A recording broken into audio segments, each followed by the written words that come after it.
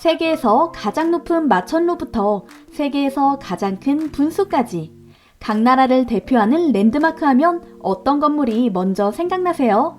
두바이 하면 떠오르는 부르즈 할리파, 싱가포르의 랜드마크로 자리 잡은 마리나베이 샌즈 호텔, 말레이시아의 쌍둥이 타워인 페트로나스 트윈타워 등이 떠오르는데요. 외양부터 번쩍번쩍 빛나는 이 위대한 건축물에는 한 가지 공통점이 있습니다.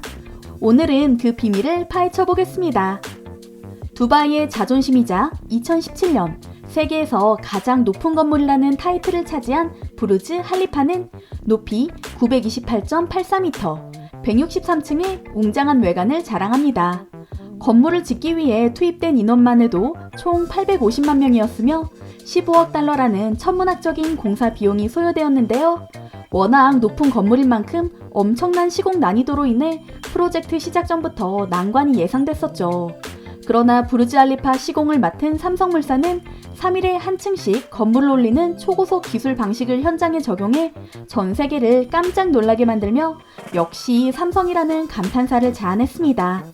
높이 509m, 101층에 세계에서 7번째로 높은 대만의 타이베이 101도 한국 기업의 손에서 태어났습니다. 공사비 2조 500억 원의 대형 프로젝트로 이곳에 오르면 대만의 스카이라인을 한눈에 볼 수 있죠. 타이베이 101은 타이베이의 상징이자 자랑거리인 랜드마크로 손꼽힙니다. 말레이시아의 쌍둥이 타워인 페트로나스 트윈타워 역시 한국 기업의 작품입니다. 여기에는 재미있는 비하인드 스토리가 있습니다. 한쪽 타워는 한국의 삼성건설과 극동건설이 짓고 다른 한쪽 타워에는 일본의 하자마구미사가 지었다고 하는데요. 일본에 비해 35일이나 늦게 착공을 했지만 한국 기업은 6일이나 먼저 건물을 완성했다고 합니다.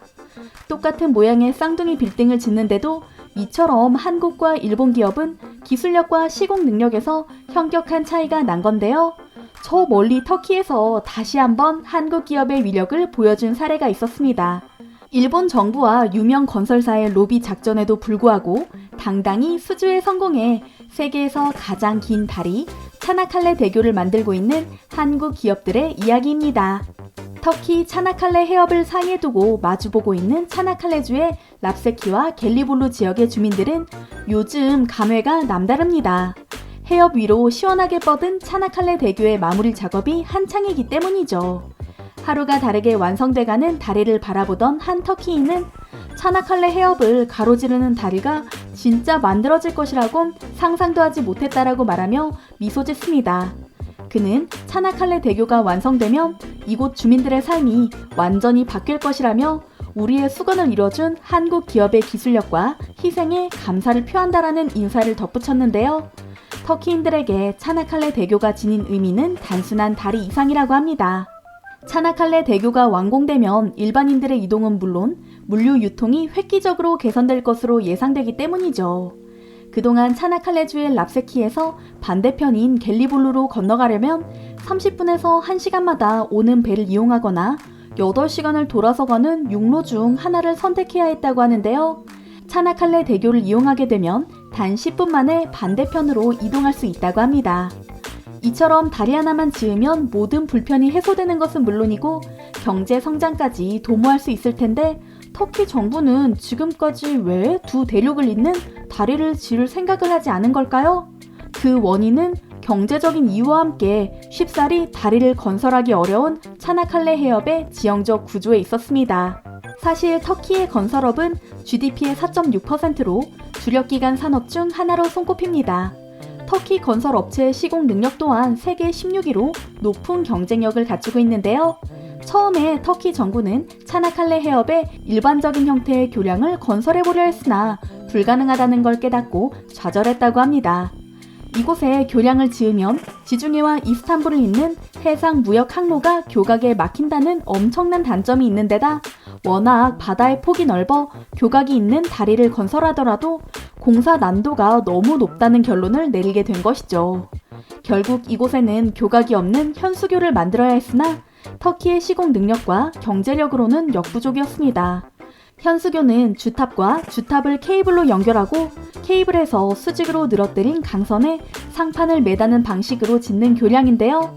현존하는 교량 중 가장 긴 경관장을 확보할 수 있지만 시공 및 설계 기술 난도가 너무 높아 유명 시공사들조차 꺼리는 기법이라고 합니다.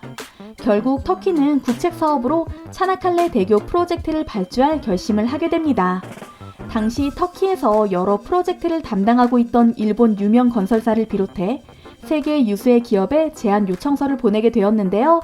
세계 최장 현수교라는 타이틀과 총 사업비 약 3조 5천억 원 규모의 엄청난 프로젝트에 수많은 건설사가 도전장을 내밀었죠.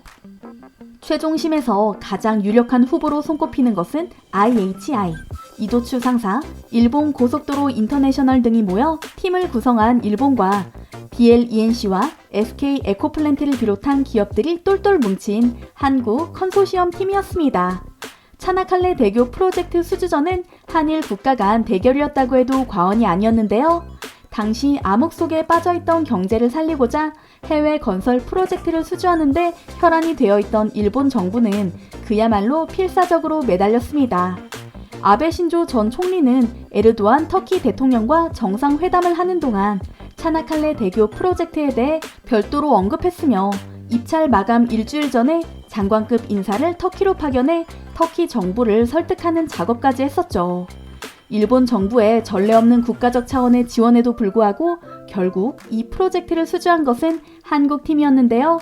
고난도의 터키 유라시아 해저터널 프로젝트를 그 어떠한 잡음도 없이 성공적으로 완수했을 뿐만 아니라 예정보다 3개월이나 일찍 마무리한 SK건설의 역량과 한국이 제시한 사업 운영 기간이 일본보다 20개월이나 짧았던 점, 터키에서 형제의 나라로 여겨지는 한국을 향한 무한한 신뢰가 이와 같은 결정을 내리게 한 것으로 분석되고 있습니다.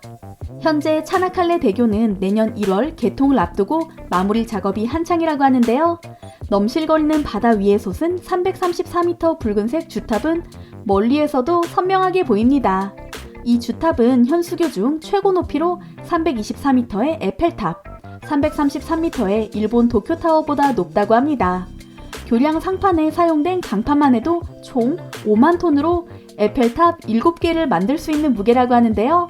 벌써 97%의 공정률을 보이고 있으며 차량 통행용 상판 87개 가운데 마지막 2개만 연결하면 모든 구조물 설치가 완료된다고 합니다.